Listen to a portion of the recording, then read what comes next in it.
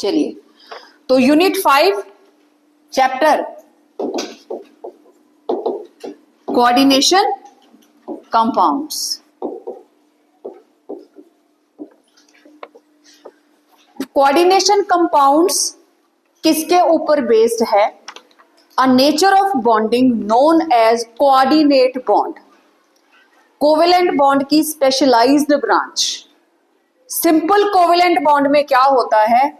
एक एटम ने एक इलेक्ट्रॉन, दूसरी एटम ने दूसरा इलेक्ट्रॉन, दोनों ने same number of, equal number of electrons share किए, दोनों ने एक एक इलेक्ट्रॉन शेयर किया तो उनके बीच में सिंगल बॉन्ड बन जाएगा। अगर ये दो दो इलेक्ट्रॉन शेयर करते हैं तो उनके बीच में डबल बॉन्ड बन जाता है। फिर एक सिचुएशन ऐसी आती है, हमारे पास एक एटम ऐसी होगी जो इलेक्ट्रॉन डेफिशिएंट होगी, दूसरी एटम ऐसी होगी जो इलेक्ट्रॉन रिच होगी। अगर ये इलेक्ट्रॉन डेफिशिएंट है, या तो ये कोई केटायन होगा या फिर कोई ऐसा कंपाउंड होगा जिसकी ऑक्टेट कंप्लीट नहीं है, जैसे AlCl3, BeH2, जिनकी ऑक्टेट कंप्लीट नहीं है। ठीक है। इलेक्ट्रॉन रिच, या तो एटम के ऊपर एक्स्ट्रा नेगेटिव चार्ज नजर आएगा, या फिर कोई इलेक्ट्रॉन रिच जिसके पास लोन पेयर प्रेजेंट हो, या तो केटाइन होगा या न्यूट्रल, या एनाइन होगा या न्यूट्रल, दोनों में से एक चीज, जैसे अमोनिया, अमोनिया के ऊपर लोन पेयर। अब होता क्या है, एक एटम जिसके पास एक्स्ट्रा इलेक्ट्रॉन्स हैं, दूसरी एटम जो इलेक्ट्रॉन डेफिशिएंट है, ये इलेक्ट्रॉन इसको डोनेशन हो जाती है। इलेक्ट्रॉन दिए जाते हैं एक एटम के द्वारा, बट शेयरिंग दोनों के बीच में रहती है। This is beauty of coordinate bond, coordination में रहते हैं। कोवेलेंट में दोनों बराबर की कंट्रीब्यूशन करते हैं, लेकिन कोऑर्डिनेट बॉन्ड के अंदर हमारे पास एक इलेक्ट्रॉन रिच स्पीशीज होगी और एक इलेक्ट्रॉन डेफिशिएंट। ठीक है। जो इलेक्ट्रॉन देगा that is known as donor, जो एक्सेप्ट करेगा दैट विल बी एक्सेप्टर। सिर्फ इस बॉन्ड के ऊपर बेस्ड हमारे पास full fledged branch of chemistry है, कोऑर्डिनेशन केमिस्ट्री। कोऑर्डिनेशन केमिस्ट्री हम किसकी स्टडी करेंगे? कोऑर्डिनेशन कंपाउंड्स की। लास्ट में हम इसकी एप्लीकेशंस के बारे में बात करेंगे। अब उससे पहले जो यूनिट टेस्ट के अंदर हमारे क्वेश्चंस हैं उनको देखते हैं। हमारे पास फर्स्ट क्वेश्चन था,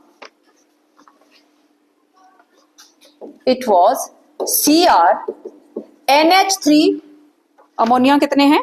5, सल्फेट और बाहर है नाइट्रेट, और दूसरा है हमारे पास क्रोमियम, 5 अमोनिया, नाइट्रेट अंदर है और सल्फेट है बाहर। और वो पूछ रहा है इनमें कौन सी आइसोमेरिज्म हो रही है। आपको नाम दिए हैं लिंकेज, ऑप्टिकल, आयोनाइजेशन और कोऑर्डिनेशन आइसोमेरिज्म।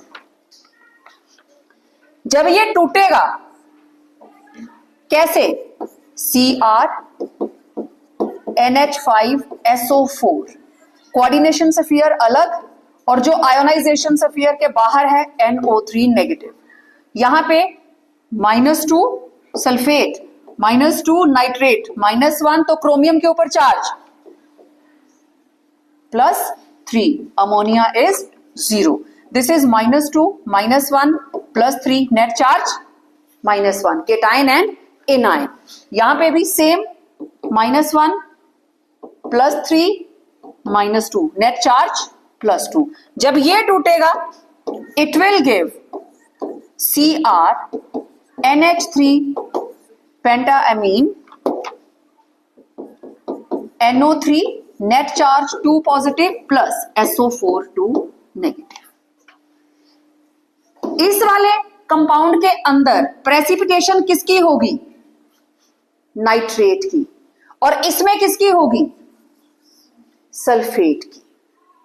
सल्फेट, इसमें हम ऐड करेंगे बेरियम क्लोराइड, तो यहां पे barium sulphate will separate out as white precipitate. हमें पता चल गया इसके स्फीयर के बाहर आयोनाइजेबल पार्ट कौन था? सल्फेट। यहां पे हमने किसको सेपरेट किया? नाइट्रेट को। तो you can carry out any test, ring test nitrate का, तो वहां से आपको पता चलेगा सल्फेट इज प्रेजेंट इनसाइड। इसमें भी बेरियम क्लोराइड डाल दो, कोई प्रेसिपिटेशन नहीं आएगी। तो दोनों आइसोमर्स का molecular formula is the same, 5 ammonia sulphate एक नाइट्रेट, 5 अमोनिया नाइट्रेट और एक सल्फेट, लेकिन उनका अरेंजमेंट डिफरेंट हुआ जिससे 2 आइसोमर्स बन गए, और दोनों को आप डिफरेंशिएट कर पा रहे हो on the basis of ionisation. जब तक ये आयोनाइज नहीं होंगे आपको पता ही नहीं चलेगा।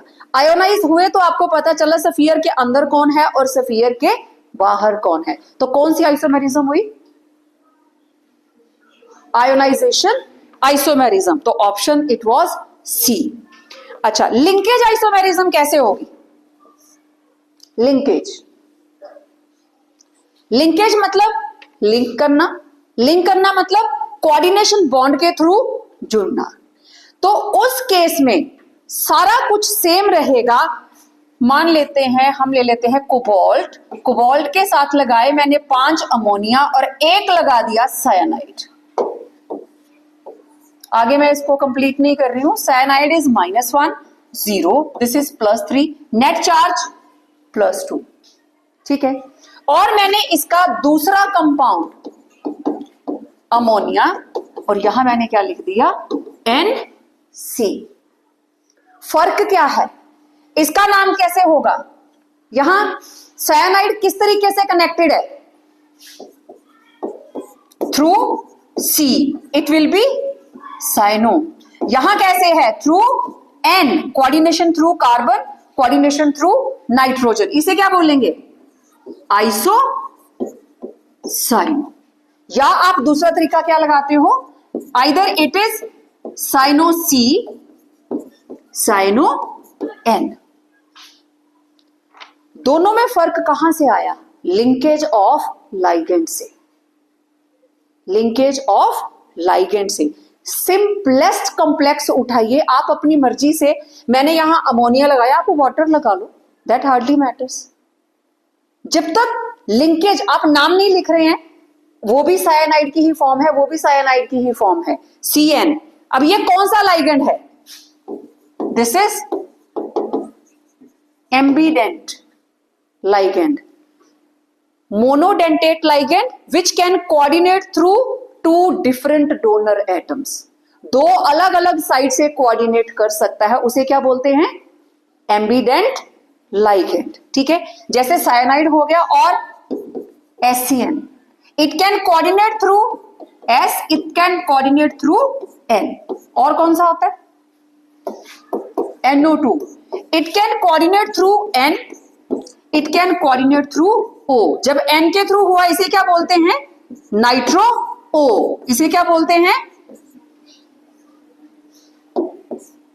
This is nitro N and this is nitro O, और this is nitro, this is nitrito, ऐसे बोलते हैं ना। या तो आप इसको बोलेंगे नाइट्रो एंड नाइट्रिटो। तो ये तीनों ही एग्जांपल्स किसकी हैं? एम्बीडेंट लाइगेंड की। ये भी इंडिपेंडेंट क्वेश्चन आ जाता है। तो जब किसी कॉम्प्लेक्स के अंदर एम्बीडेंट लाइगेंड प्रेजेंट होगा, वो 2 तरह से लिंक कर सकता है। तो उसकी वजह से जो 2 आइसोमर्स बनेंगे, they are known as linkage isomers, and phenomena is known as linkage isomerism. Okay, अच्छा, नेक्स्ट ऑप्टिकल आइसोमेरिज्म।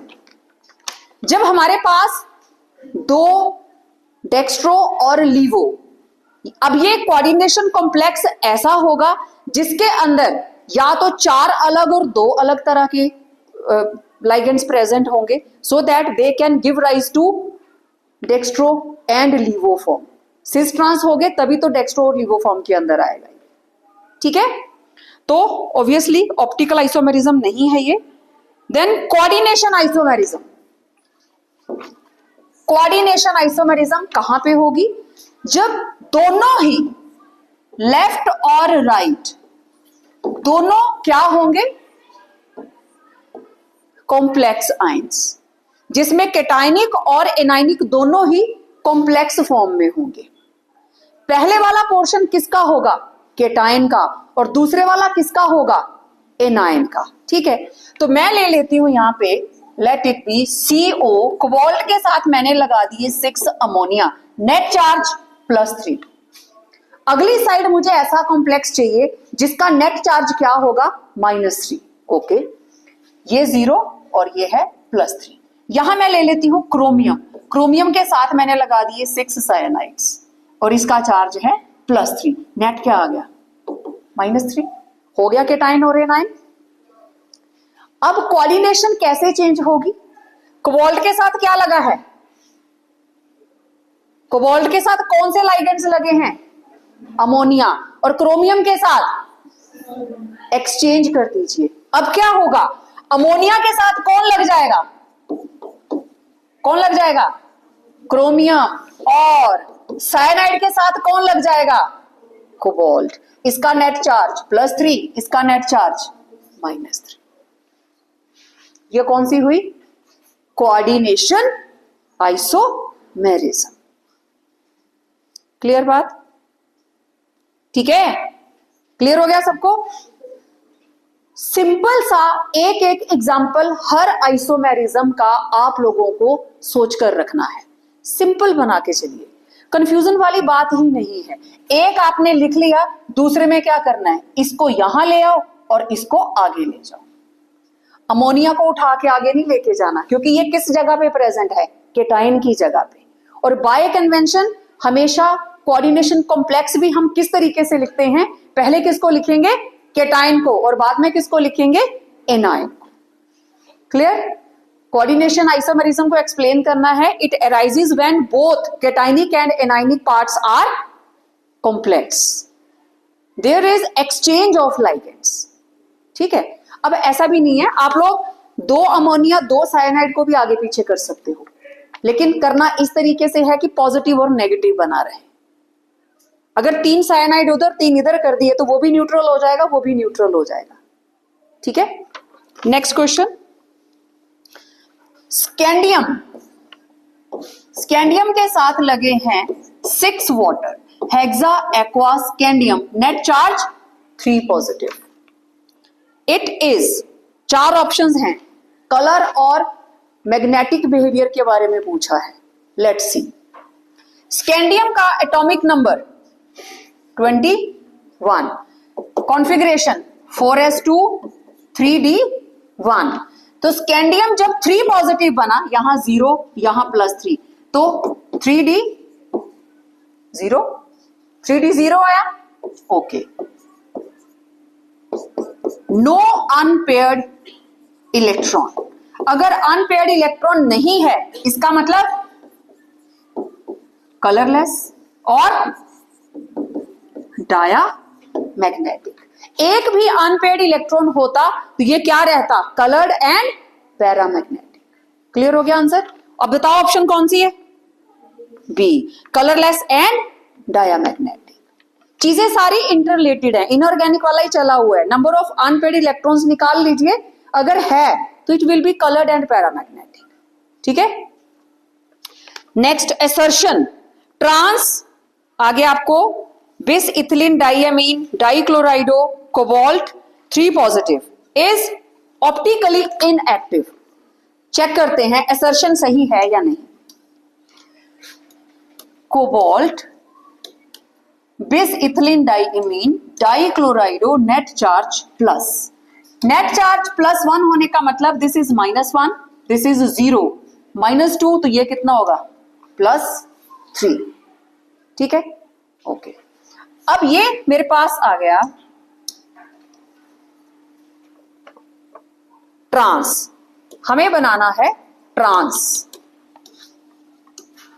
ट्रांस का मतलब कोबाल्ट के साथ octahedral geometry,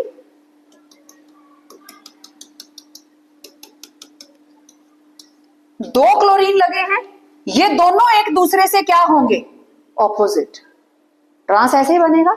okay, position number 1 और 6 इथिलीन डाइएमीन 2 और 3 पे, और इथिलीन डाइएमीन इस पोजीशन पे।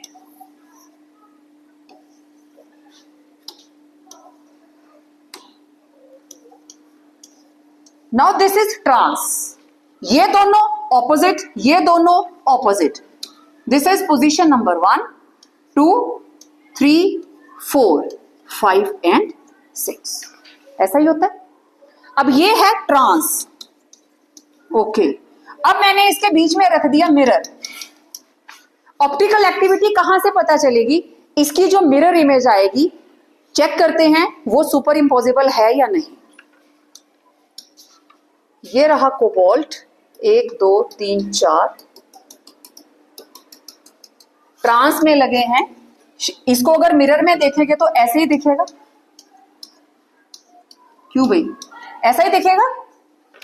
अब जैसा हम लोग जब हमारी रनिंग क्लास चल रही होती है, सबसे बेस्ट ये मेरा हाथ है, तो इसकी मिरर इमेज, ये अगर मैं मिरर में देखूंगी तो ये ऐसे दिखेगा, है ना? ऐसे रखा तो ऐसे दिखेगा, ऐसे रखा तो ऐसे दिखेगा। अब मैंने इसको उठाया और इसके ऊपर रखा, क्या ये कवर कर रहा है? Non super imposable. और हाथ क्या है? सिमेट्रिकल है कि अनसिमेट्रिकल? अनसिमेट्रिकल, ठीक। अनसिमेट्री जरूरी है, सिमेट्रिकल होगा तो सुपर इम्पोजेबल होगा। अब यहां पे इसको ऐसे उठाया और इसके ऊपर रखा, ये इसके ऊपर आ जाएगा, ये इसके ऊपर, ये इसके ऊपर और ये इसके ऊपर। क्या हो गया? Super imposable mirror images. यहां पे क्या बन रही हैं? Super imposable mirror images. तो फिर क्या ये ऑप्टिकली एक्टिव है? नहीं। This compound is not optically active. Non super imposable होता तो ये ऑप्टिकली एक्टिव होता। तो assertion was is optically inactive. Assertion is correct. अब आपको यहां पे ऑप्टिकल आइसोमेरिज्म जो ऊपर आया था क्वेश्चन में क्लियर हो गया। ऑप्टिकल आइसोमेरिज्म, इसी का दूसरा क्या बन जाना था? सिज वाला, ठीक। ये तो चलो खत्म हो गया। अब मैं इसी का आपको सिज आइसोमर बना के दिखा देती हूं। चलो एक इथिलीन डायमीन यहां पे ले लेते, 1 और 2 पे। फिर ले लो क्लोरीन, यहां ले लो क्लोरीन, और ये रही दूसरी, साथ साथ प्रेजेंट है। ये पोजीशंस भी क्या है? सिज 1 2 भी क्या है? सिज। ये पास पास वाली भी क्या है? सिज। अब ये वाला जो होगा, चलो इसको भी चेक कर लेते हैं। ये मिरर में कैसे दिखाई देगा? कोबाल्ट 1 2 3 4, ये मिरर में ऐसे दिखेगा। यहां आ गई क्लोरीन, यहां आ गई क्लोरीन, और ये ऐसे दिखेगा। ऐसे दिखेगा, ऐसे दिखेगा। अब जरा इसको उठाओ और इसके ऊपर रखो, सुपर इंपोज करेगा? बोलो। इसको उठाएंगे ऐसे तो EN के ऊपर, इथिलीन डायमीन के ऊपर कौन आएगा? ये। और ये कहां चला जाएगा? इस जगह पे। Now they are forming non super imposable mirror images. तो इस टेस्ट में आपको ट्रांस के लिए पूछा गया, मे बी फाइनल पेपर में पूछा जाए सिज कंपाउंड के साथ कोई क्वेश्चन। तो ट्रांस वाला तो था ऑप्टिकली इनएक्टिव, लेकिन इसका जो सिज आइसोमर है दैट इज ऑप्टिकली एक्टिव। बिना स्ट्रक्चर को बनाए आप इसको एक्सप्लेन नहीं कर पाएंगे, ठीक है। तो सिज और ट्रांस, अक्रॉस वाली पोजीशंस वो हमारे पास ट्रांस में आती हैं, ठीक। कोई भी हमारे पास मेटल 1 2 3 4, ये ऑक्टाहेड्रल ज्योमेट्री है। Position number 1 2 3 4 5 and 6। सिज में कौन कौन सी आएंगी? अबव द प्लेन 1 2, बोलो जरा कौन कौन सी? 1 2 1 3 1 4 1 5 सिज हो गई। और 2 3 3 4 4 5 और 5 2 या 2 5, ये सारी साथ साथ वाली है ना। अब 6 के साथ भी सभी को करो, 2 6 3 6 4 6 5 6। तो आप देख सकते हो ये सारी की सारी पोजीशंस क्या हैं, सिस, जब दो लाइगेंड एक जैसे हैं। ट्रांस में, अक्रॉस में 1 और 6 और 2 और 4 और 3 और 5। क्लियर बात? तो जिनको ये पता है, आप सिस और ट्रांस जो आपको कॉम्प्लेक्स दिया जाए उसको बना सकते हैं। और आप लोगों के पास जिसमें 3 लाइगेंड एक जैसे, 3 लाइगेंड एक जैसे होते हैं, फेशियल, मेरिडोनियल, उनको भी अच्छे से तैयार कर लेना। ज्यादा एक्सप्लेन नहीं करूंगी, नोट्स हैं आपके पास। तो इसके लिए ऑप्शन, अब रीजन रहा, it is an tetrahedral coordination complex. ये जो कॉम्प्लेक्स हमने बनाया था ट्रांस वाला, टेट्राहेड्रल था, कौन सा था? ऑक्टाहेड्रल। कंफ्यूजन कहां पे है? कोबाल्ट के साथ 2 इथिलीन डाइअमीन लगे हैं और 2 लगे हैं Cl2, नेट चार्ज पॉजिटिव। देखने वाले कहेंगे 2 और 2 4, coordination number seems to be 4। Coordination number दिखता है 4 लेकिन 4 है नहीं। क्यों? ये क्या है? Bidentate ethylene diamine, CH2 CH2 NH2 NH2, this is ethylene diamine, 1 2। तो ये बाइडेंटेट 2 2 4, ये हो गया 4, ये हो गया 2, तो कोऑर्डिनेशन नंबर क्या आया? 6। 6 किसका होता है? ऑक्टाहेड्रल का। तो जो भी कॉम्प्लेक्स आपको दिया जाए उसको ध्यान से देख लेना। क्वेश्चन ऐसे भी आता है, कोऑर्डिनेशन नंबर 4 आपको ऑप्शंस है, किसका कोऑर्डिनेशन नंबर 4 है या किसका 6 है। तो यहां पे नॉर्मली हमें आदत होती है यहां पे नंबर को काउंट करके हम ऐड कर देते हैं, लेकिन उसकी डेंसिटी भी चेक कर लेंगे। तो ऑप्शन कौन सी आई? Assertion is correct but reason is incorrect. What are homoleptic and heteroleptic complexes? Homo मतलब सेम, ये सबका ठीक था question. Homoleptic and heteroleptic. Homo means same, hetero means different. Different what? अब हम 2 ही चीजों की बात कर रहे हैं, सेंट्रल मेटल एटम और लाइगेंड्स। ऐसा कॉम्प्लेक्स जिसमें सारे के सारे लाइगेंड्स एक जैसे हैं उसे हम क्या बोलेंगे? होमोलैप्टिक। और ऐसा लाइगेंड जिसके अंदर ऐसा कोऑर्डिनेशन कंपाउंड जिसमें लाइगेंड अलग अलग हों, चाहे 2 तरह के हों चाहे 4 तरह के हों, आप कितनी भी टाइप के लिख सकते हैं। मैंने सिंपलेस्ट कंपाउंड लिया। आप क्रोमियम के साथ लगा लीजिए 6 वाटर, आप सिल्वर के साथ लगा लीजिए 2 सायानाइड, आप गोल्ड के साथ लगा लीजिए 2 सायानाइड, आपकी मर्जी है, सेम होने चाहिए लाइगेंड्स। ठीक है। अब हेटेरो के अंदर कोबाल्ट के साथ मैंने 3 अमोनिया लगा दिए और 2 क्लोराइड्स लगा दिए, 1 वाटर लगा दिया, नेट चार्ज +1। क्यों? क्योंकि 2 चार्ज यहां पे बैलेंस हो। जब एग्जाम्पल पूछी है, जब तक एग्जाम्पल नहीं लिखोगे नंबर नहीं मिलेगा। पहली डेफिनेशन, होमो और hetero. Homoleptic coordination compounds are those which contain same type of और one type of, they contain one type of ligands. और इधर they contain different types of ligands, more than one type. Clear? Next, NiCl4, net charge 2 positive, is paramagnetic. ये है paramagnetic, okay. और NiCO4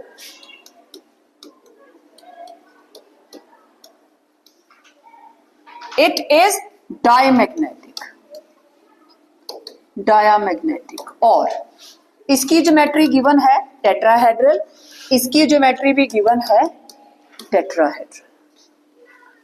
अगर तो आपको सिर्फ खाना पूर्ति के लिए जवाब देना है, हमें इतना पता है जो स्ट्रॉन्ग फील्ड लाइगेंड्स होते हैं, strong field ligands, they make pairing of electrons present in d orbitals of central metal atom or ion.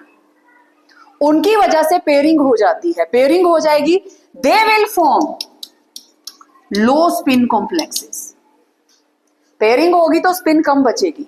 और जो वीक फील्ड लाइगेंड्स होते हैं they form high spin complexes.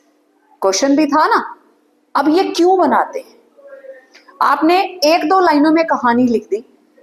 Valence bond theory के ऊपर based जो procedure है उसके हिसाब से करेंगे तो गलती के चांसेस ही नहीं रहेंगे। ज्योमेट्री दोनों में टेट्राहेड्रल। ओके, लेट्स सी ऐसा क्या हुआ। इनको ऐसे ही कैरी ओवर कर लीजिए। यहां पे निकल के ऊपर ये -1 तो निकल क्या है +2। यहां पे नेट चार्ज कोई नहीं है, कार्बोनिल होता है 0 और निकल भी क्या है 0। निकल 28, 4s2 3d8। यहां पे है निकल +2, क्या बचा 3d8। ओके, अब 3d8 को मैं किस तरीके से रिप्रेजेंट करूंगी? ये रही d ऑर्बिटल 3d और 3d के बाहर कौन है 4s, उसके आगे कौन है 4p। 3d के अंदर टोटल 8 इलेक्ट्रॉन्स, 1 2 3 4 5 6 7 8। कौन अप्रोच कर रहा है 4cl नेगेटिव अप्रोचिंग। ओके, जब ये बना NiCl4 नेट चार्ज 2 नेगेटिव, तो 2 4 6 7 और 8। अब 4 लाइगेंड्स आ रहे हैं तो 4 हमारे पास खाली चाहिए, 1 और ये 4s एंड 4p। और एज यूजुअल हम इनके इलेक्ट्रॉन्स को या तो आप डॉट्स लगा लीजिए या आप स्टार फॉर्म में शो कर दीजिए, वो आपकी मर्जी है। कौन सी हाइब्रिडाइजेशन हुई? ये रहा एक क्लोराइड, दूसरा क्लोराइड, तीसरा क्लोराइड, चौथा क्लोराइड sp3। अब देखो यहां पे कितने अनपेयर्ड इलेक्ट्रॉन्स 2। ओके, दूसरी साइड देखें। यहां पे निकल के ऊपर कॉन्फ़िगरेशन ऑक्सीडेशन स्टेट 0, मतलब 4s2 3d8। तो हम इसको कैसे रिप्रेजेंट करेंगे 3d 4s 4p। तो ये रहा 2 4 6 7 और 8। 2 इलेक्ट्रॉन किस में प्रेजेंट है 4s में। ओके, अब यहां पे 4 कार्बोनिल अप्रोचिंग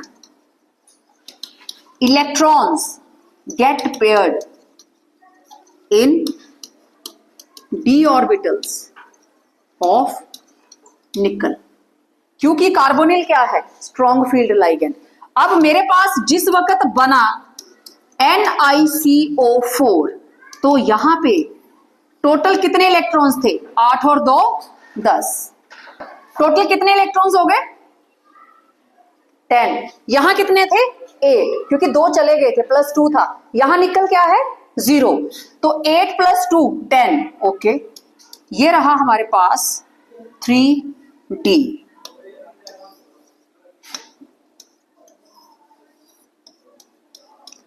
दो 4 6 8 10 सारे के सारे इलेक्ट्रॉन यहां पहुंच गए। अब ये रहा 4s खाली 4p खाली। इसके अंदर इलेक्ट्रॉन्स कौन फिल करेगा? एक कार्बोनिल, दूसरा कार्बोनिल, तीसरा कार्बोनिल और चौथा। ये रहे कार्बोनिल के इलेक्ट्रॉन्स। बोलो भाई कौन सी हाइब्रिडाइजेशन हुई sp3। अनपेयर्ड इलेक्ट्रॉन कितने हैं unpaired electrons, therefore diamagnetic. 2 electron therefore paramagnetic. अब आप अगर सिर्फ स्ट्रॉन्ग फील्ड वीक फील्ड बोलकर आंसर लिख देते हैं तो स्ट्रॉन्ग फील्ड की वजह से भी समटाइम्स अनपेयर्ड इलेक्ट्रॉन बच जाते हैं। बचते हैं कि नहीं? कुछ बच्चों ने, अब वही आप फॉलो करते हो 333 JMD, उसमें जो भी ऑथर है उसने अपनी मर्जी से लिखा है, that is not authenticated book. मैंने बड़ी बार बताया जो आपके नोट्स में दिया गया है वहां से लिखें। आपको यहां पे 3 चीजें एक्सप्लेन हुई थी उस टाइम, NiCl4 Ni कार्बोनिल के साथ टेट्रा कार्बोनिल निकल 0 एंड टेट्रा साइनो निकल 2। उसके अंदर आपको क्या बताया था, जब निकल के साथ साइनाइड जुड़ेगा तो निकल का चार्ज कितना हो जाएगा, +2, ये वाली चीज आएगी। अगर Cl की जगह पे साइनाइड आएगा तो ये इलेक्ट्रॉन क्या हो जाएगा, पेयर्ड। फिर आगे 4 घर चाहिए क्योंकि 4 लोग आ रहे हैं, 4 कमरे चाहिए, तो क्या बनेगा, DsP2। ज्योमेट्री कौन सी हो जाएगी, स्क्वायर प्लेनर। अब इसमें क्वेश्चन ऐसे आया है, पेपर में आ सकता है, NiCl4 net charge 2 negative is tetrahedral while NiCN4 net charge 2 negative is square planar. It is square planar. जब स्क्वायर प्लेनर बनेगा ये इलेक्ट्रॉन भी पेयर्ड हो जाएगा। NiCl4 that is paramagnetic, NiCN4 net charge 2 negative that is diamagnetic. तो VBT के base पे आप आसानी से बता सकते हैं। समझ आई बात, clear. What is hydrate isomerism. Hydrate means water, distribution of water as a ligand and as a water of crystallization. Isomers आपको अलग कैसे दिखेंगे, एक में वाटर मॉलिक्यूल लाइगेंड की जगह पे होगा और दूसरे आइसोमर में at the place of water of crystallization. अब वाटर ऑफ क्रिस्टलाइजेशन आप इनऑर्गेनिक कंपाउंड्स में ऐसे भी लिखते हैं, कॉपर सल्फेट के साथ .5H2O, फेरस सल्फेट के साथ .7H2O। Water of crystallisation, crystal बनाने के लिए वाटर के मॉलिक्यूल अटैच्ड होते हैं। ओके, अब हमारे पास हाइड्रेट आइसोमेरिज्म, मॉलिक्यूलर फॉर्मूला मैं पहले ले लेती हूं। मेरे पास है क्रोमियम, क्रोमियम के साथ लगे हैं Cl3 and 6H2O। This is the molecular formula. और यहां से मैं अलग अलग हाइड्रेट आइसोमर्स बनाऊंगी, ठीक।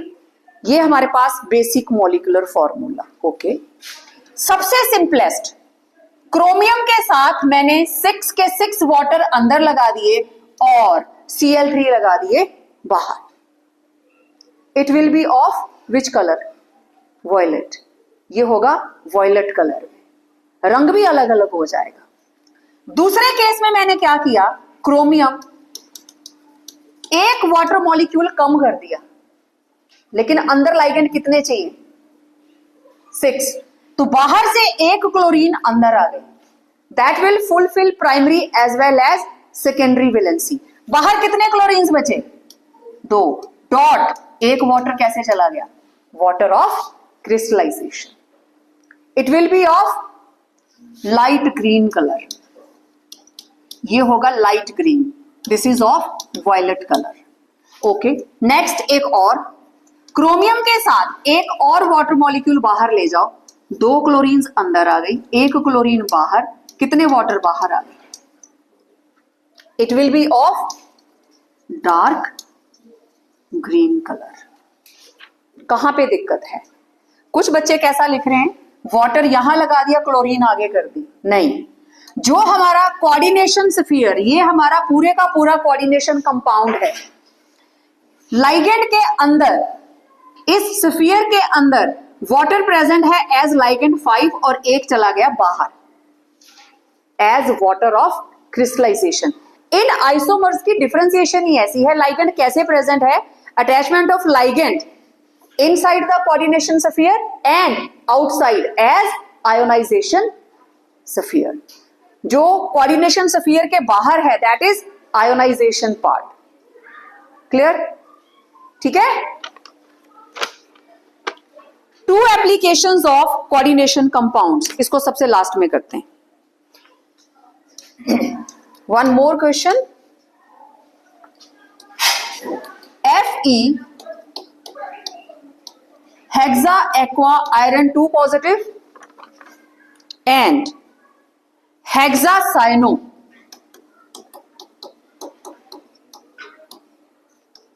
4 negative, hexacyano 3 negative। This is 3 negative. Okay, ये बोल रहा है वाटर वाला जो है this is strongly paramagnetic, strongly paramagnetic, and this is weekly paramagnetic. One thing is clear, दोनों में अनपेयर्ड इलेक्ट्रॉन्स होंगे, ठीक है। यहां पे वाटर क्या है, वीक फील्ड या स्ट्रॉन्ग फील्ड, वीक फील्ड, और साइनाइड क्या है, स्ट्रॉन्ग फील्ड। वो पेयरिंग करवाएगा और ये पेयरिंग नहीं करवाएगा, ठीक है। अब यहां पे आयरन 26, 4s2 3d6, आयरन यहां पे कैसे प्रेजेंट है, 3 पॉजिटिव, तो ये कितना हो जाएगा 3d5। ओके, तो आप 3d5 को इस तरीके से रिप्रेजेंट करेंगे। अब जो 6 हमारे पास वाटर मॉलिक्यूल्स आ रहे हैं, 6H2O approaching, as water is weak field ligand, no pairing take place, no pairing of electrons in d orbitals of iron take place।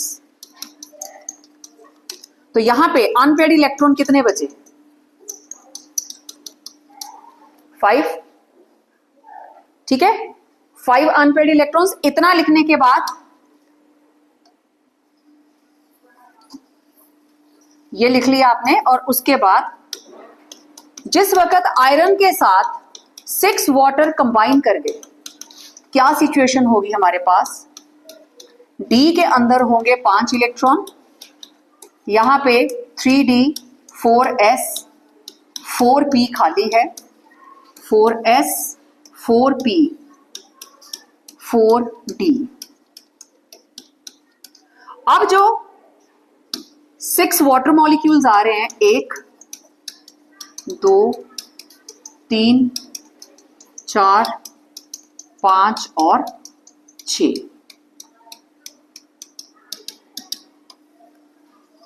कौन सी हाइब्रिडाइजेशन हुई, एस पी कितने, पी कितने, डी कितने, sp3d2, अनपेयर्ड इलेक्ट्रॉन 5, ठीक।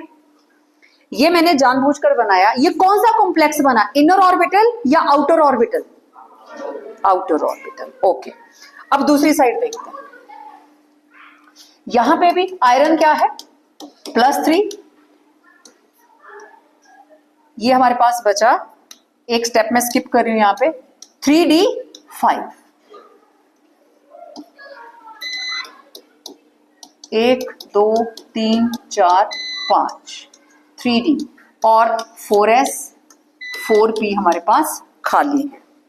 अब इधर कौन approach कर रहे हैं, 6 cyanide approaching, electrons get paired, क्योंकि ये क्या है, स्ट्रॉन्ग फील्ड लाइगेंड, ठीक। तो जब आयरन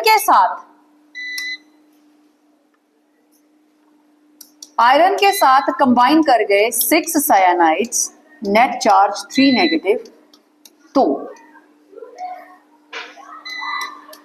ये रहा 3d 4s 4p,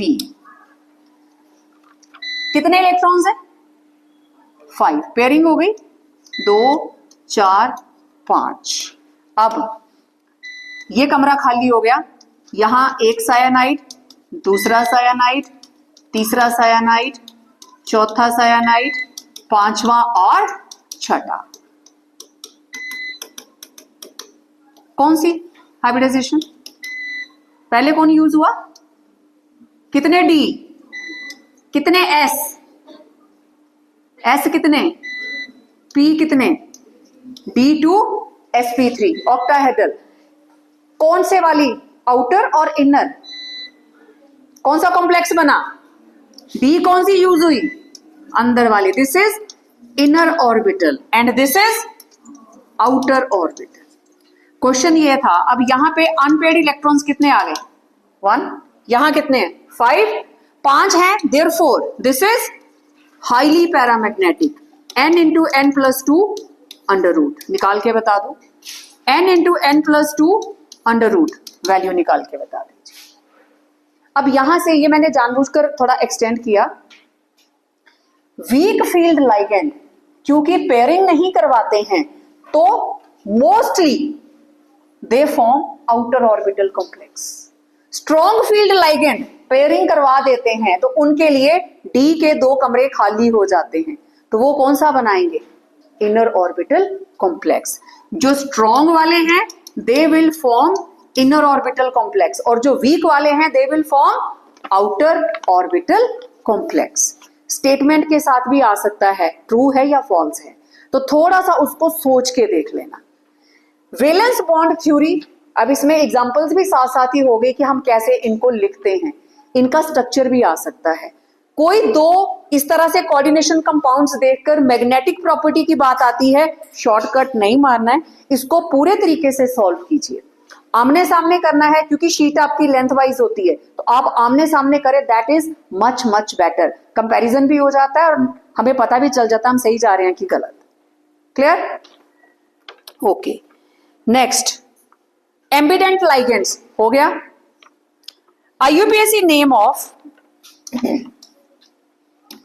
K3Al C2O4 कितने हैं? 3। कौन है ये? Oxalate. COO negative, COO negative, this is oxalate C2O4, net charge 2 negative. Okay, this is net charge 2 negative, इसके ऊपर +1। एल्यूमिनियम पे कितना चार्ज आया? 3 plus x plus 3 into -2 equal to 0। निकालो। 3 plus x -6 equal to 0। x will be 6 - 3, कितना आ गया? 3। ठीक है, तो एल्यूमिनियम के ऊपर चार्ज आ गया +3। Now this portion is cation, this portion is A9.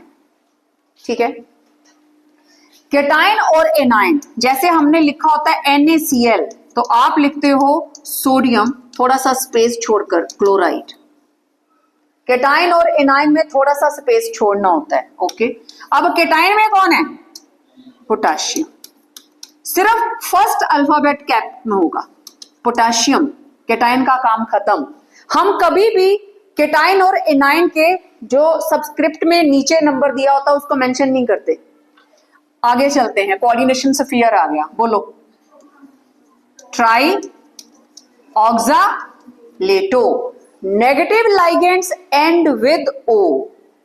ऑक्सालेटो, cyano, chlorido, bromido. ठीक है, ट्राई ऑक्सालेटो, आगे aluminate.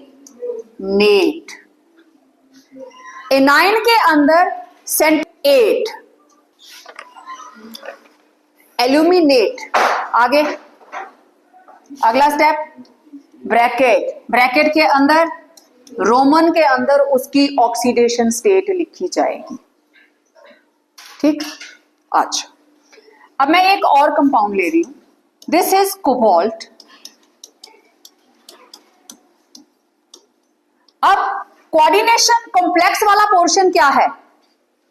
Now this is cation and this is A9. बोलो जरा, 0 -+3। ठीक है, बोलो इसका नाम एमीन। कितना? This is hexa amine. आगे कोबाल्ट, कितना? 3। केटाइन खत्म, लास्ट में क्या आया? क्लोराइड। कैसे याद रखना होता है? 8 कहां यूज करना है? जब सेंट्रल मेटल आयन कहां पे आता है? एनाइन की जगह पे। नॉर्मली आप उसका नॉर्मल नाम लिखते हो, अगर शुरू में आयरन होगा तो आप आयरन ही लिखेंगे, लेकिन अगर आयरन चला गया, अब जो नॉर्मली केटाइन होता था अब वो चला गया एनाइन की जगह पे, हम लोग क्लोराइड, ब्रोमाइड, आयोडाइड, जो हमारे पास एनाइन्स होते हैं आयोनाइजेशन स्फीयर से बाहर, उसको हम क्या बोलते हैं? आइड के साथ, दे एंड विद आइड। तो जब ये वाली मेटल एटम एनाइन की जगह पे आएगी, दे विल एंड विद 8। ठीक है, ये रहा CO। चलो इसका नाम बताइए, 0 -1 -1 +3। अब दो तरह के लाइगेंड्स हैं, एमीन एंड क्लोराइड। बोलो, पेंटा एमीन, आगे पेंटा एमीन, आगे क्लोराइडो, कोबाल्ट, कितना? ये सारे का सारा वन वर्ड है। केटाइन का काम खत्म। अब आयोनाइजेशन सफियर, कोऑर्डिनेशन सफियर से बाहर कौन प्रेजेंट है? क्लोराइड। क्या लिखेंगे यहां पे? क्लोराइड। यहां पे अंदर क्या था? क्लोराइडो। और क्लोरीन जो बाहर प्रेजेंट है वो कैसे लिखी हमने? क्लोराइड। ठीक है, अब बारी आई हमारे पास एप्लीकेशंस। जो last applications of coordination compounds. Okay, सबसे पहले देख लेते हैं बायोलॉजिकल सिस्टम के अंदर आप किस किस कंपाउंड को जानते हो। बायोलॉजिकल सिस्टम के अंदर किस कोऑर्डिनेशन कंपाउंड को जानते हो? हमारी बॉडी में कौन सा coordination compound? Haemoglobin. Okay, haemoglobin के अंदर कौन सी मेटल? आयरन। तो पहली एप्लीकेशन बायोलॉजिकल सिस्टम के अंदर iron. Iron present in haemoglobin काम क्या करती है? Transportation of oxygen. Transportation of oxygen in blood, पहली एप्लीकेशन। दूसरा क्लोरोफिल। क्लोरोफिल में कौन सी मेटल होती है? मैग्नीशियम। किसके लिए रिक्वायर्ड है? फोटोसिंथेसिस। अच्छा, हमारी बॉडी में एक विटामिन होता है, विटामिन B12। क्या नाम है इसका? साइनोकोबालामिन। इसके अंदर कौन सी मेटल होती है? कोबाल्ट। बायोमोलिक्यूल्स का भी क्वेश्चन। और विटामिन B12 किसके लिए यूज होता है? पर्नीशियस अनीमिया को रोकने के लिए। ठीक है, it is required to prevent pernicious anaemia. मतलब vitamin B12 anti pernicious anaemia, जिनको खून की कमी होती है उनकी बॉडी में vitamin B12 is very very important. Okay, इसके अलावा enzymes. Enzymes carboxypeptidase,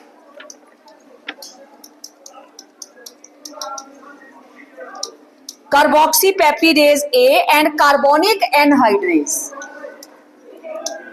carbonic anhydrase, this is required for biological processes. आपको दो एप्लीकेशंस पूछी हैं, बायोलॉजिकल सिस्टम के अंदर ही 4 हैं। ठीक, अच्छा मेडिसिन की बात करें, बहुत से बच्चों ने मेंशन किया हुआ था मेडिसिन। कौन सी मेडिसिन? किस बीमारी की ट्रीटमेंट के लिए? कैंसर। और cancer treatment, this is cisplatin. कौन सा कॉम्प्लेक्स है? That is cisplatin. This is platinum. Platinum के साथ है 2 अमोनिया और 2 क्लोरीन्स, सिस्प्लेटिन। तो ये सिस्प्लेटिन करता क्या है? जो कैंसर के ट्यूमर्स होते हैं, ट्यूमर बनता कैसे है? Uncontrolled growth. तो ये उस ग्रोथ को इनहिबिट करते हैं, सेल को रोकते हैं फर्दर डिवीजन करने में। सिस्प्लेटिन ये उसको डिवाइड नहीं करने देता, तो ट्यूमर की ग्रोथ जो है वो रुक जाती है। इसके बाद कीलेट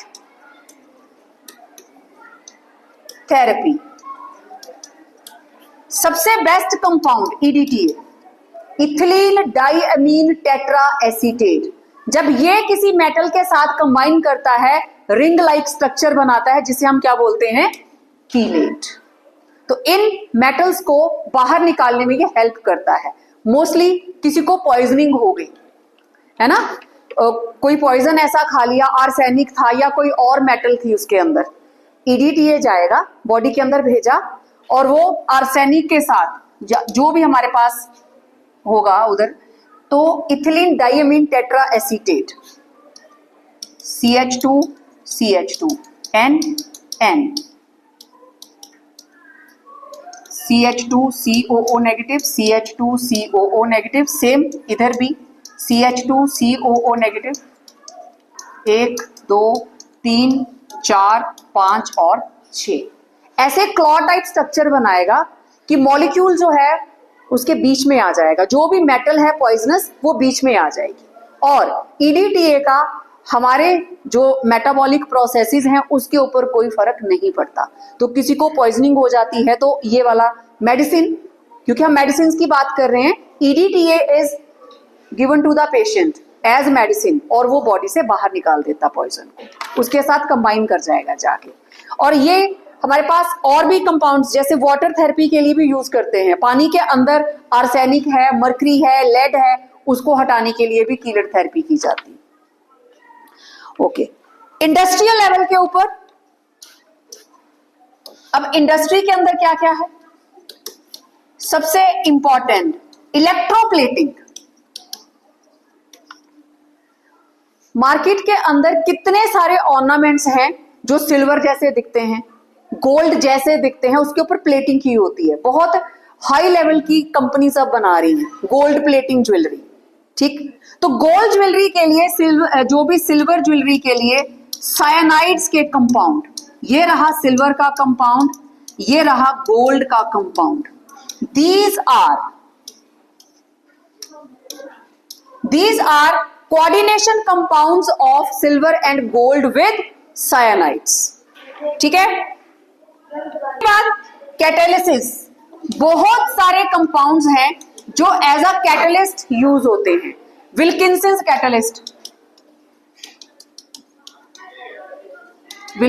कैटलिस्ट, इसमें रहता है रोडियम ट्राइफिनाइल फॉस्फेन क्लोराइड।